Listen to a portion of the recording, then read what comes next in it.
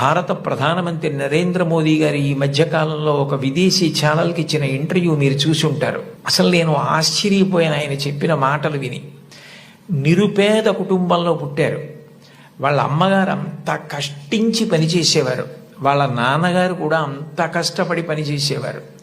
ఆయన ఆ ఇంటర్వ్యూలో ఒక మాట అన్నారు, అసలు నాకు బూట్లు వేసుకోవడం అంటే తెలియదు, కానీ బూట్లు లేవన్న పేదరికం మా మనసుకి అందకుండా మా అమ్మ పెంచింది. అంటే ఉన్నదానిలో అంత తృప్తిగా బ్రతకడం మా అమ్మ నేర్పింది. మాకిది లేదు, మేము చేతకాని వాళ్ళం, మేము వెనకబడిపోయాం అన్న భావన కలిగితే ఉత్సాహం రాదు. అటువంటి భావన కలగకుండా ఎప్పుడూ ఉన్నదానితో తృప్తిగా పరమ సంతోషంగా గడిపాం. అన్నదమ్ములు, అక్క చెల్లెళ్ళు అందరం కలిసి అని ఆయన ఇంటర్వ్యూ చేస్తున్న వ్యక్తి వంక తిరిగి, ఇప్పుడు మన ఇద్దరం కూర్చున్న గది కన్నా కిటికీ లేని ఒకే తలుపు ఉన్న చిన్న గదిలో కలిసి మిలిసి బతికి పడుకుని పెరిగి పెద్దవాడినైన వాడిని చెప్పుకున్నారు. అటువంటి మహోత్కృష్టమైన వ్యక్తులు కూడా తల్లికి తండ్రికి అంత గౌరవం ఇచ్చారు.